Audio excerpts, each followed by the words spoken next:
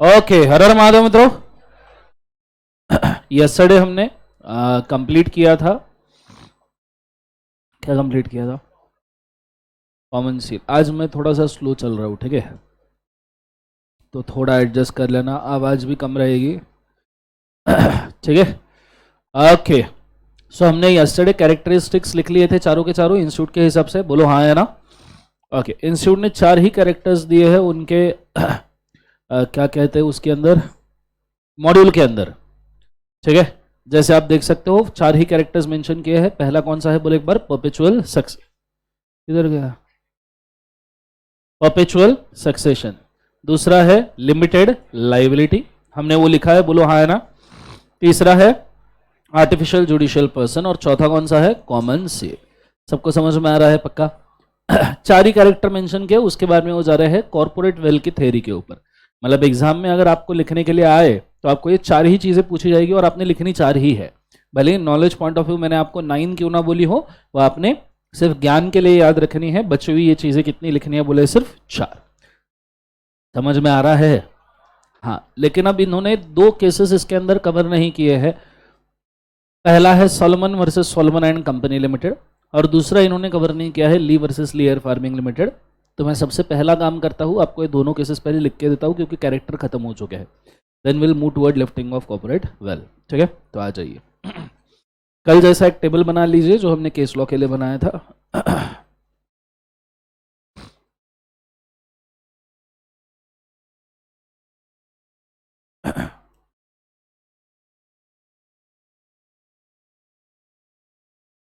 So heading डालिएगा additional cases for separate legal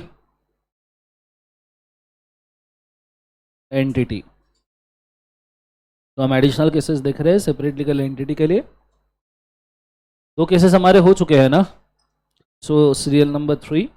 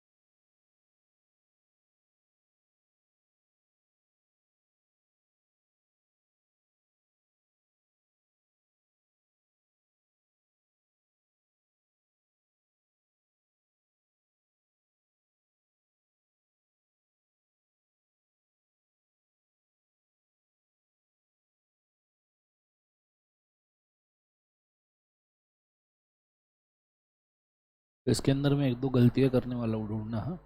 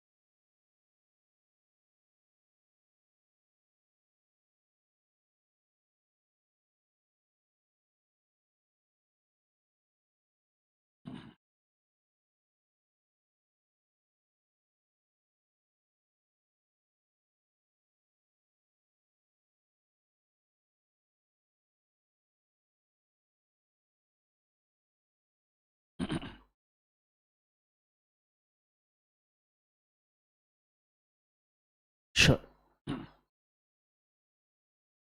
आ जाइए बेटा, अंदर आ जाइए। आज भी पहला लेक्चर है मेरा।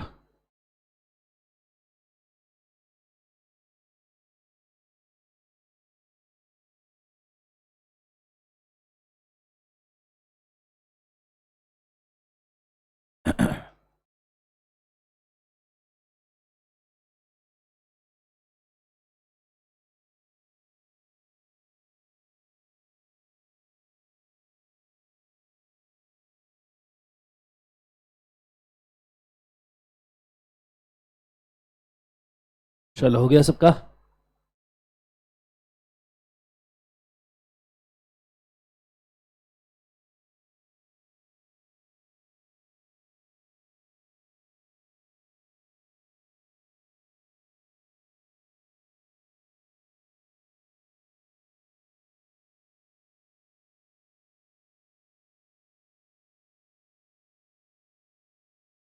चलो डन, लिख लिया सबने?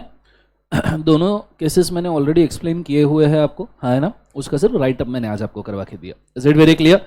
चल, आज हम एक नया कंसेप्ट पढ़ने वाले हैं। The concept is called as the lifting of corporate wealth. ठीक है? सो आ जाइए, ये टेबल ड्रॉ कर लिया सबने, ये यहाँ पे खत्म हुआ। अगला हेडिंग नेक्स्ट पेज के ऊपर नया डालिएगा। टर्म का नाम है लिफ्टिंग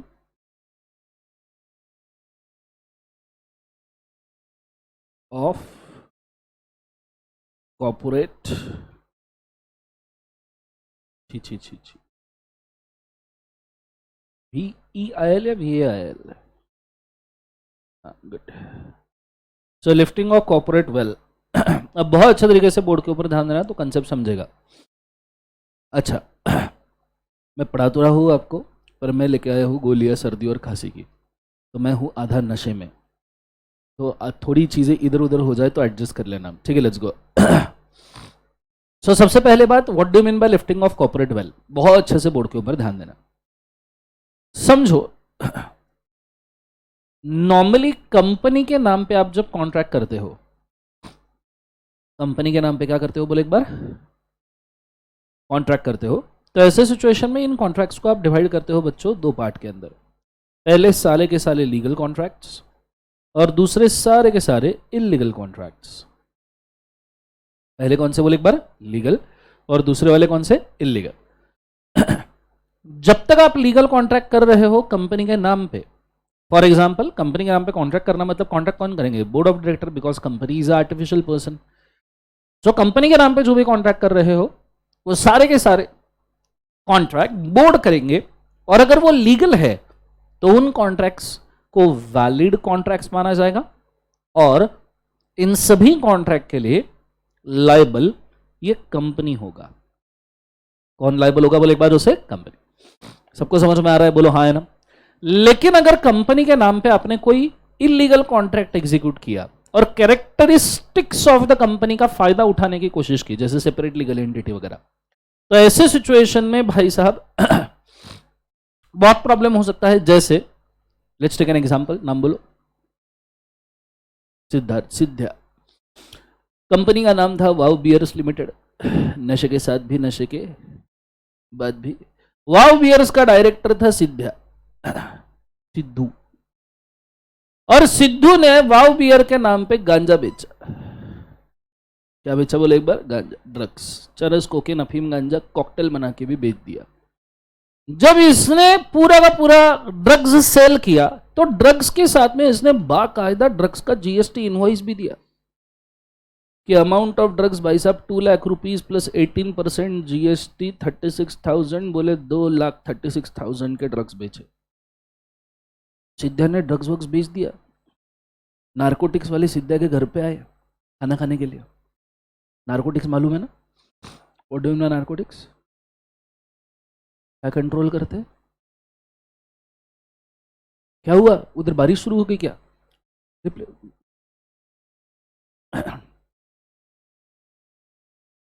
जल्दी इधर उधर खिसक जाओ, नहीं तुम शिफ्ट भी हो जाओगे तो चलेगा। अच्छा उधर तो आगे आ जाओ। बैक बेंचर्स वालों का कमिटमेंट इतना अच्छा होता है ना, यहीं भीगूंगा पर यहां से नहीं हटूंगा सर। सो 2 लाख क्या बोले एक बार उसे, 36,000 के ड्रग्स बेचे। नारकोटिक्स वाले, ईडी वाले सिद्धा के घर पे आए। सिद्धा को बोलते ये क्या कर दिया? बोले क्या किया? बोले तुमने ड्रग्स बेचे। बोले महीने बेचे। महीने? महीने नहीं बेचे। बोले तुमने ही तो बेचे। बोले कहां सबूत है तुम्हारे पास कि ड्रग्स बेचे? ये देखो, बोले जीएसटी का इनवॉइस, इसके ऊपर लिखा है तुमने ड्रग्स बेचे। बोले जीएसटी के इनवॉइस पे ऊपर नाम क्या लिखा है? बोले ऊपर नाम लिखा है वाव बियर्स। तो बोले वाव बियर का जब ऊपर नाम लिखा है, पैसा वाव बियर के अकाउंट में गया, जीएसटी वाव बियर के अकाउंट में गया और जीएसटी वाव बियर ने लिया, क्रेडिट भी उसने लिया, तो ड्रग्स महीने कैसे बेचे? नहीं, बोले company is artificial person, can not work on its own, तो तुम डायरेक्टर हो, तुम्ही ने काम किया।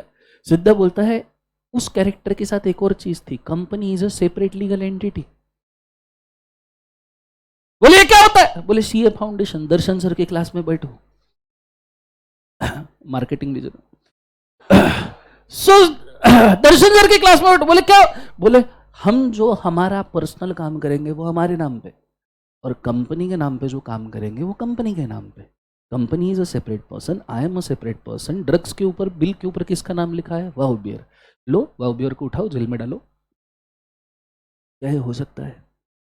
और ऐसा तो कोई भी आदमी भाई फायदा उठा लेगा।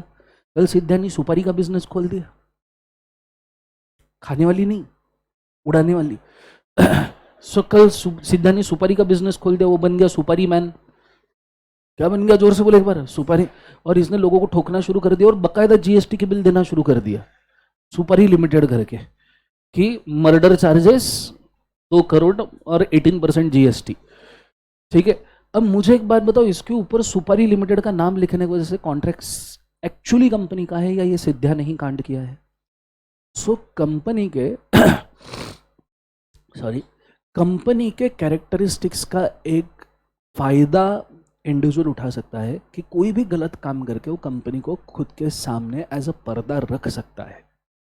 And as the characteristics of company are valid, widely accepted and legal, तो वो बंदा बोल सकता है गलत काम करके कि ये मैंने किया ही नहीं है, I am not responsible for it, company is a separate legal person, so the company will be responsible for it. मुझे बताओ कंटेंशन सही है गलत है? गलत है। ऐसे केस में पर्सन ही लायबल होना चाहिए। बोलो हाँ है ना। तो ये बहुत अजीब बात है, वैसे थोड़ा लॉजिकल सेंस में पटेगी नहीं। क्यों? क्योंकि लीगल कॉन्ट्रैक्ट किए वो कंपनी के नाम पे वैलिड है। लीगल कॉन्ट्रैक्ट किए वो किसके नाम पे वैलिड है? बोले एक बार, कंपनी। पर इलीगल कॉन्ट्रैक्ट जो है वो कंपनी के नाम पे कभी भी वैलिड नहीं होते। वो एक्चुअल जिस पर्सन ने किए हैं उसके लिए वो पर्सन क्या हो जाएगा? बोले एक बार, लायबल। ये थोड़ा अजीब है, मतलब अच्छा जो है वो कंपनी का और बुरा बुरा जो किया वो पर्सन ने, ये ऐसा है।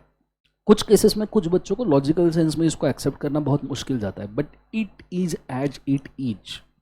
Is it very clear, yes और नो? ये रूल है, क्योंकि अगर ऐसा नहीं किया तो बहुत सारे लोग कंपनी को एक पर्दा बनाएंगे, एक वेल बनाएंगे, एक शैम बनाएंगे, एक क्लोक बनाएंगे, एक हुक्स बनाएंगे।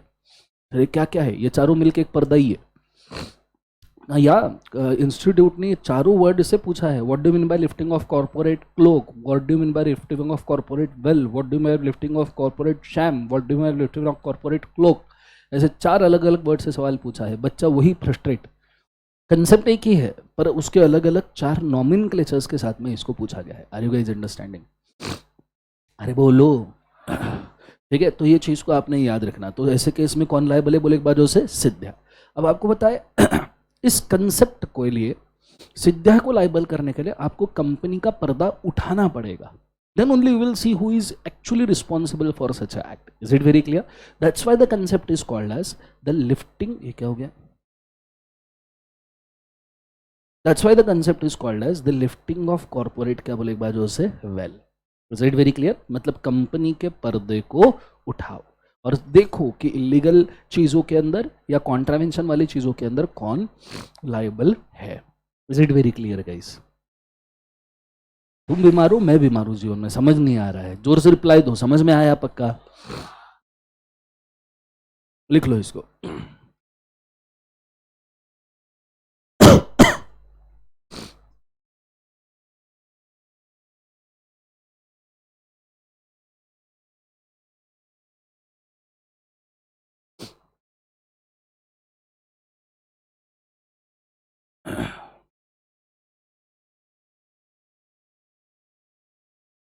क्या हुआ? BOD is board of director बेटा। अच्छा, कोई बाहर है, आ जाइए अंदर। 2 बार तो बुला लिया, आ क्यों नहीं रहे? अरे कोई है?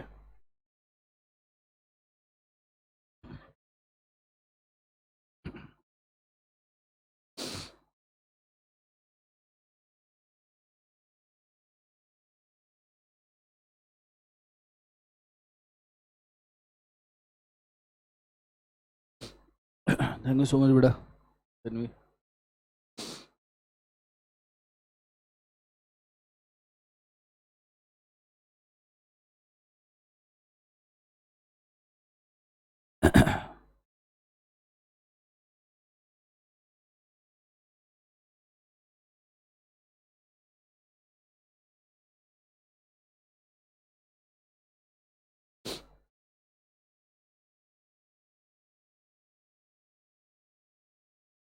लिख लिया सबने?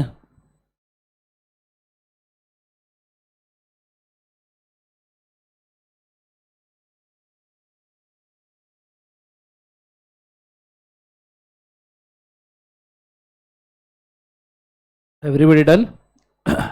नीचे हेडिंग लिखिएगा, points for lifting of corporate veil,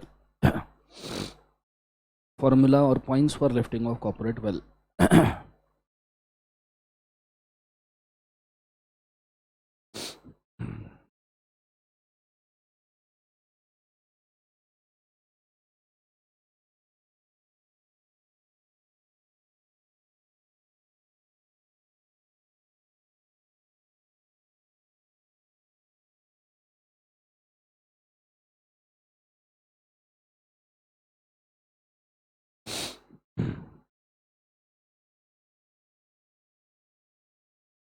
Point number 1.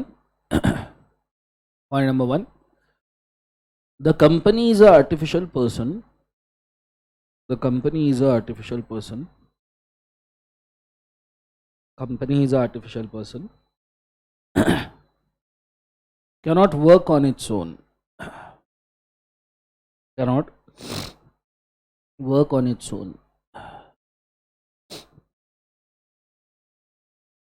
उसे में continue. So board of directors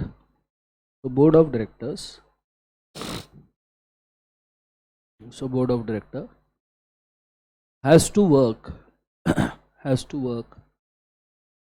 on behalf of the company.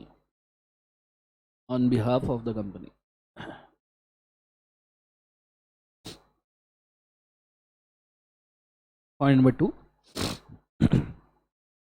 So if board of director executes the fraud,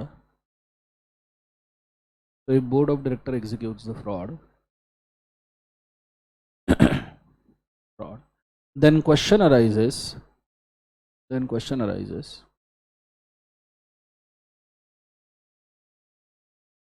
who is responsible for such a fraud? Who is responsible for such a fraud? Whether a company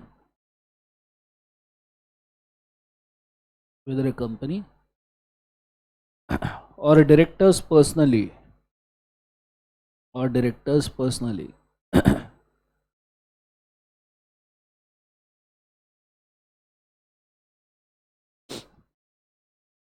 full stop. Point number 3, in such a situation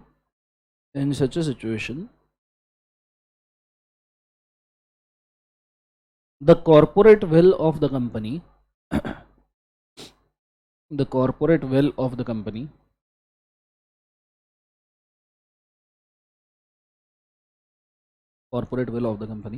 shall be lifted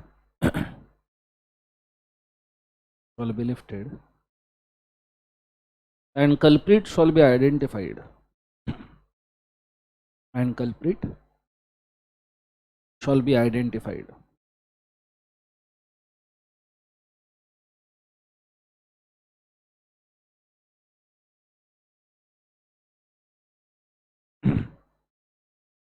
Next point.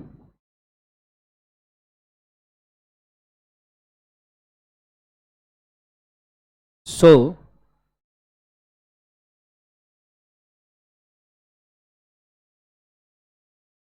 by keeping aside the character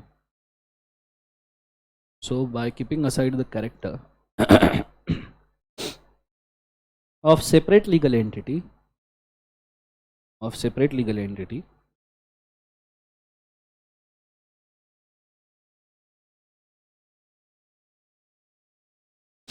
and making a person liable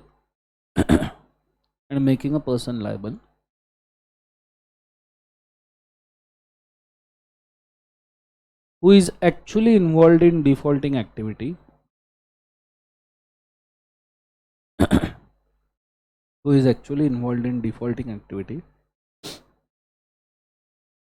the concept is called as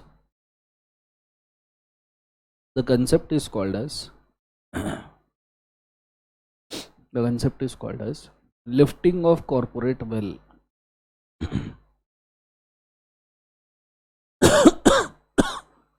The concept is called as lifting of corporate will.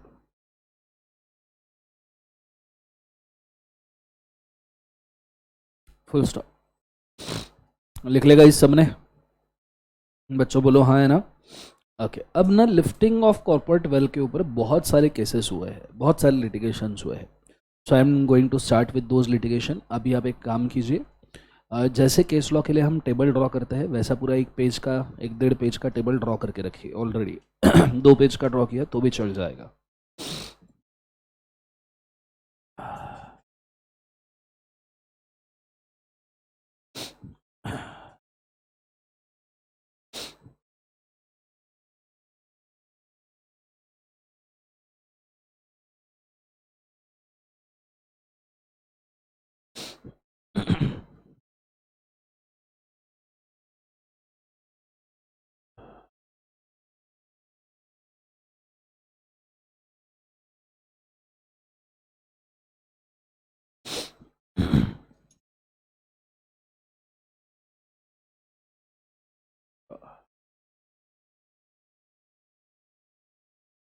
चलो start करें, बोलो हाँ है ना. Everybody yes और no.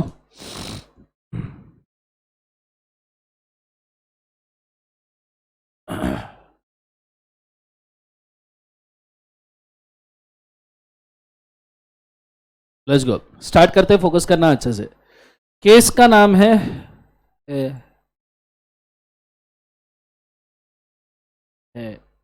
हाँ, case का नाम है दिनशॉ मानेक जी पेटिट. ठीक है, एक बार केस का नाम बोलिए जोर से. क्या है बोले एक बार?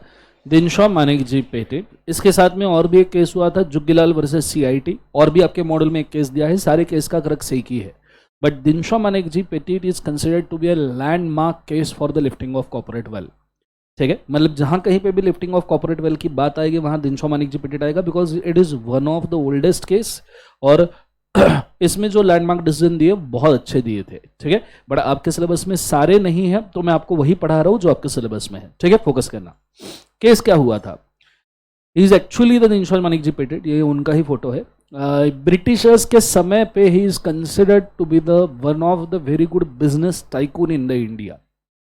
इनके नाम पे उस वक्त ब्रिटिशर्स के ज़माने पे इनके नाम पे कुछ 4-5 मिल्स थे, कपड़े के क्लोथ मिल्स, जब एक्चुअली टेक्सटाइल बिजनेस ये इंडस्ट्री का बहुत बड़ा बिजनेस माना जाता था। If you don't know, the Dhirubhai Ambani has started the business as a textile industrialist in the name of my nylon limited, ठीक है। माई नाइलॉन को उन्होंने फिर रिलायंस इंडस्ट्रीज में कन्वर्ट किया। Is it very clear, yes और नो?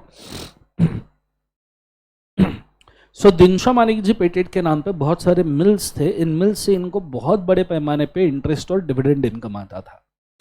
पर उस वक्त ब्रिटिशर्स की जो टैक्स रिजिम थी वो बहुत कोर्सिव थी, ऐसे बड़े बड़े इंडस्ट्रियलिस्ट को 30-40-50% तक के टैक्स लगाते थे। तो दिनशॉ मानिक जी पेटेंट बोले कि इसको बचाए कैसे, तो उन्हें एक स्कीम समझ में आई। उन्होंने उस वक्त एक स्कीम खोज के निकाली जो ब्रिटिशर्स की थी। ब्रिटिशर्स ने इंडिया में इंडस्ट्रियलाइजेशन बढ़ाने के लिए ये डिक्लेयर किया कि जो लोग खुद का इनकम, जो लोग जितना इनकम उनका नई इंडस्ट्रीज या नए कंपनीज को सेट करने में लगाएंगे, उतना इनकम जो उन्होंने इन्वेस्ट किया है वो सारा का सारा टैक्स फ्री हो जाएगा।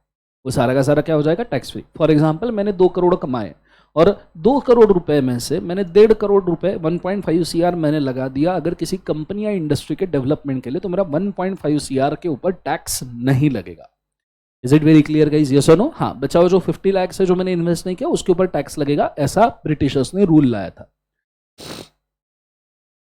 दिनशॉ मानिक जी पेटेंट को जब ये रूल समझ में आया, उन्होंने जितना भी इंटरेस्ट और डिविडेंड इनकम था उसको इन्वेस्ट कर दिया 4 कंपनीज में, 4 डिफरेंट कंपनीज में उन्होंने इन्वेस्ट कर दिया, और सारा का सारा डिविडेंड और interest income what ever it is, they made it tax exempt. उन्होंने उसको टैक्स फ्री करवा लिया। जैसे ही ये सारा करोड़ों का इनकम टैक्स फ्री हो गया, उन्होंने इन 4 कंपनीज में से सभी कंपनीज से जो इन्वेस्टेड अमाउंट था वो लोन के फॉर्म में खुद के पास वापस ले लिया।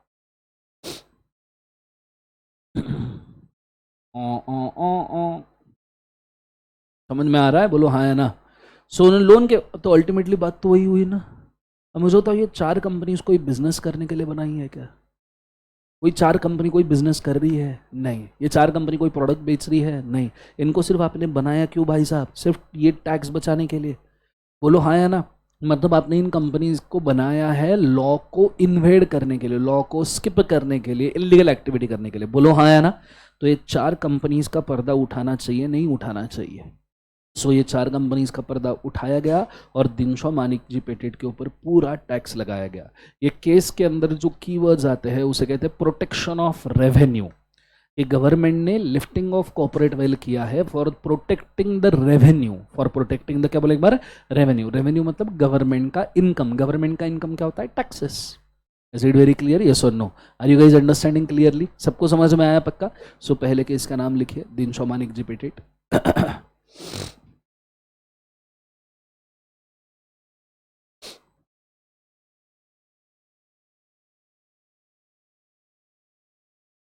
नाम लिख लेना।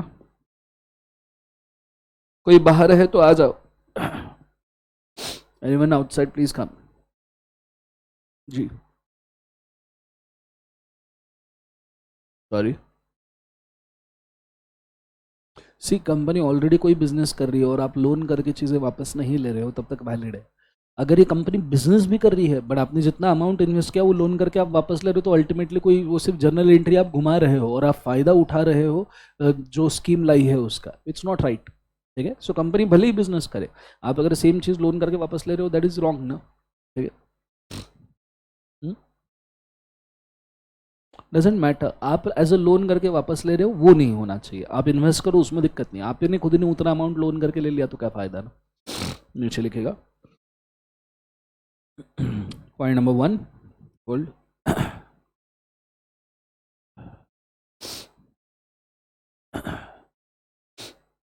अच्छा, पहले point number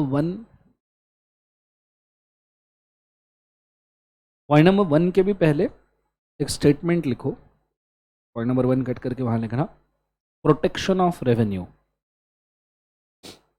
protection of revenue. और दिनशॉ मानिक जी पेटेंट के साथ ना ये 2 और केसेस हुए हैं, इनके भी नाम लिख के रखो। Berenson limited versus commissioner of Ireland revenue, और दूसरा Juggilal versus CIT commissioner of income tax. ये दोनों के नाम लिख के रखिए जहां आपने दिनशॉ मानिक जी पेटेंट लिखा है। सो तीनों केस का लगभग डिसीजन एक ही है, वो मैं इकट्ठा लिखवा दूंगा। Go for it fast.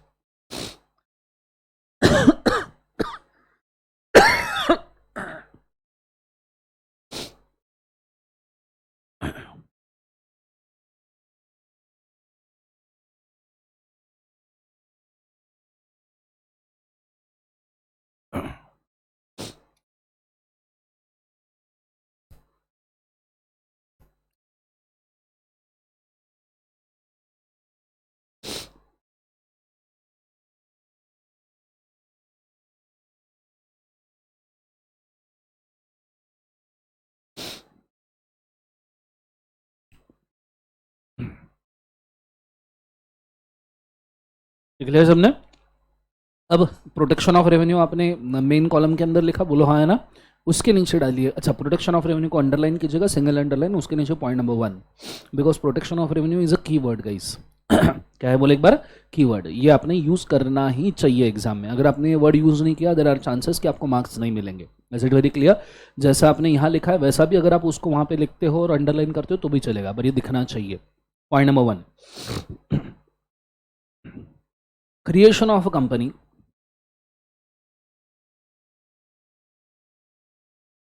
creation of a company for evasion of the tax, for evasion of the tax, evasion का spelling EVASION if I'm not wrong, for evasion of tax is invalid, is invalid.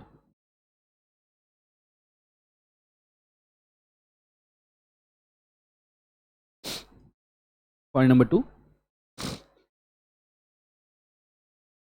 investment of a amount in a company, investment of the amount in a company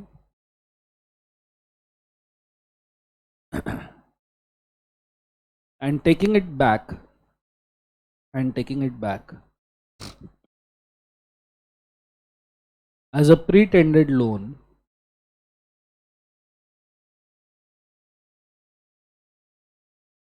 as a pre-tendered loan for avoiding the tax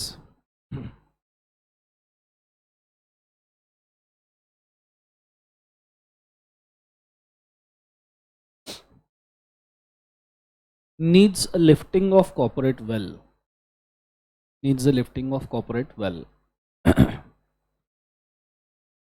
Needs a lifting of corporate well.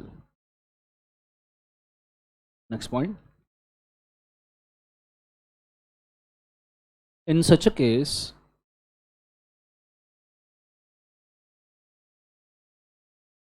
the culprit will be identified.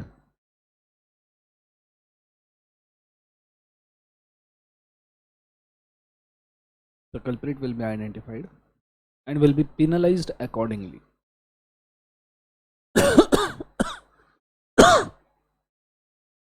And will be penalized accordingly. Full stop. Is it very clear guys? Yes or no? यहाँ तक idea clear है पक्का? मैं जा रहा हूँ second case के ऊपर, ठीक है? फोकस करना अच्छे तरीके से। सेकंड केस का नाम है that is Daimler company versus Continental tyre and rubber company of great Britain. क्या कह रहा था मैं? हो गया, एक सेकंड ना।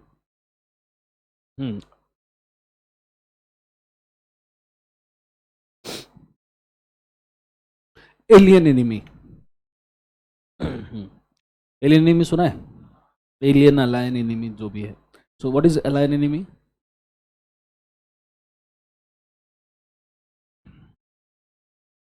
सिंपली हम जिस कंट्री के साथ वॉर कर रहे हैं उसके सिटीजन के साथ आपने कॉन्ट्रैक्ट कर लिया, then it is a contract of alien enemy which is क्या बाजू से वॉइड।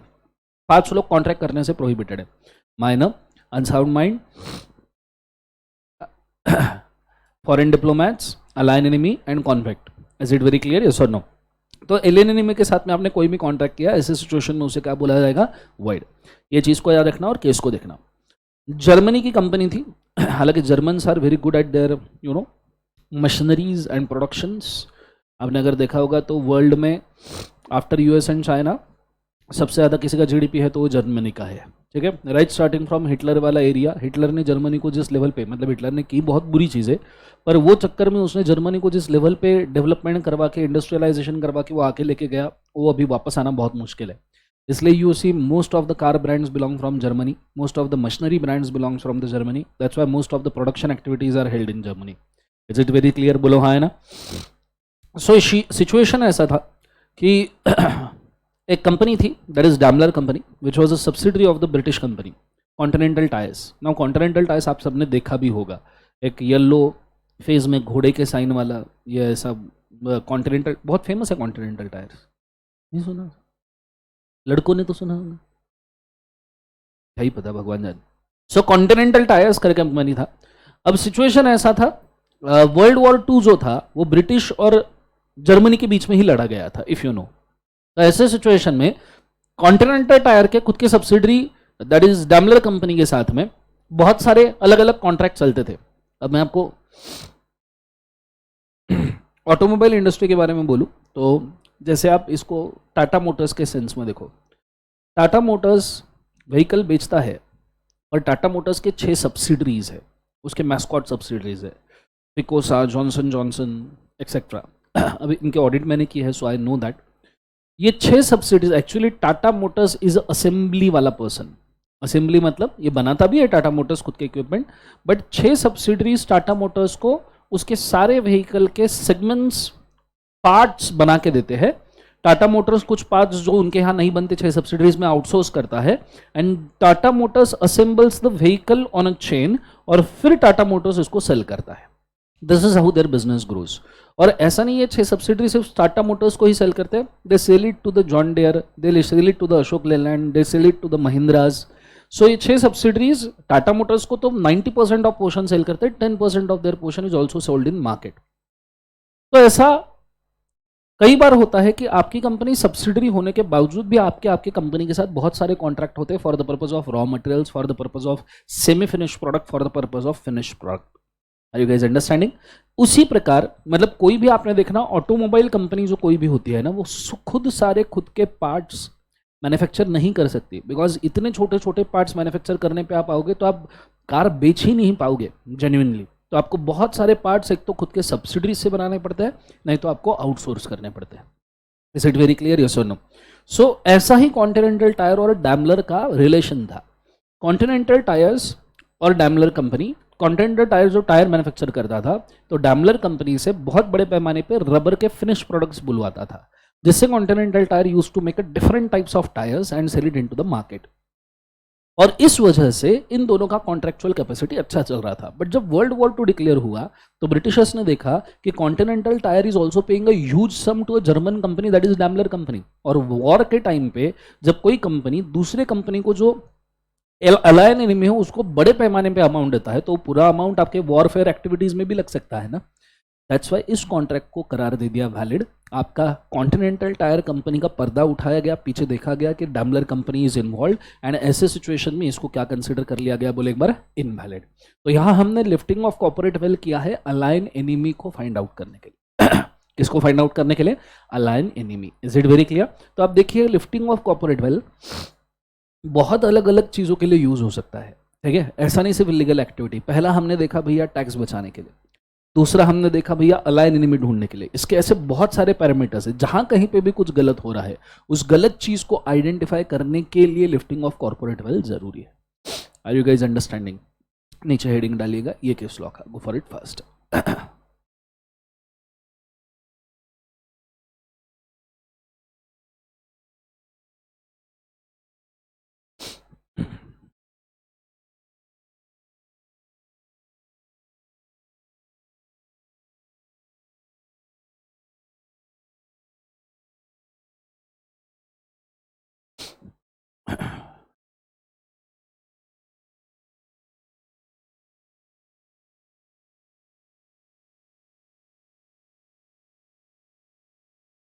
लिखा सबने? नीचे लिखिएगा।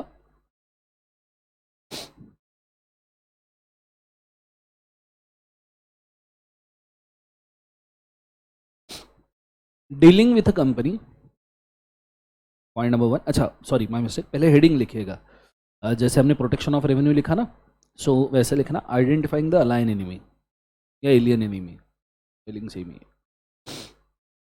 Identifying the alien enemy.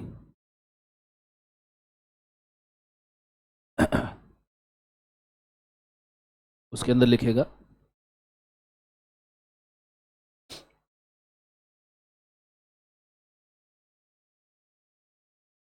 creation of a company, creation of a company in enemy country,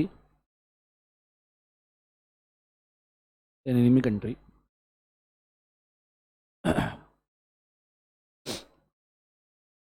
enemy country, and dealing with it, and dealing with it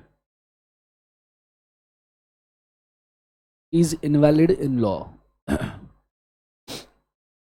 is invalid in law.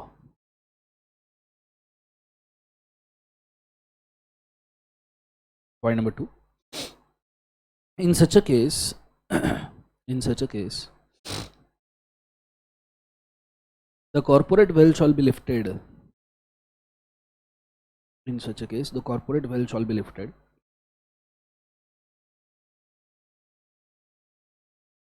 an enemy company will be identified, an enemy company will be identified.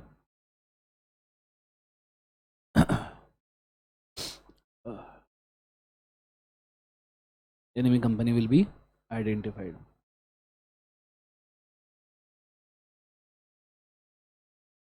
comma, continue, and such a contracts will be considered as invalid, and such a contracts will be considered as invalid.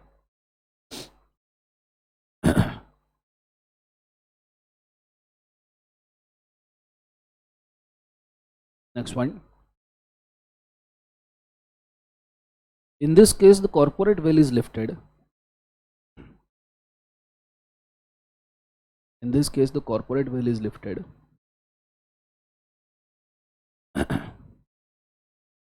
to protect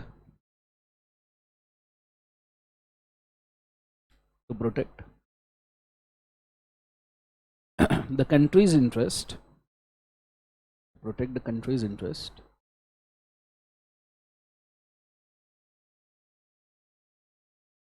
from other enemy countries, from other enemy,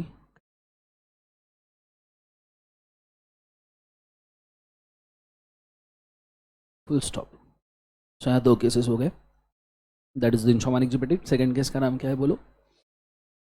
Daimler company versus Continental tyre and rubber company Great Britain. Is it very clear? आज मैं थोड़ा सा जल्दी छोड़ता हूँ आपको, मेरी हो गई है हालत, ठीक है। Sorry for living, this is all for today, have a nice day. Thank you बोलो, जोर से बोलो। Good day, God bless you, ओम नमः शिवाय।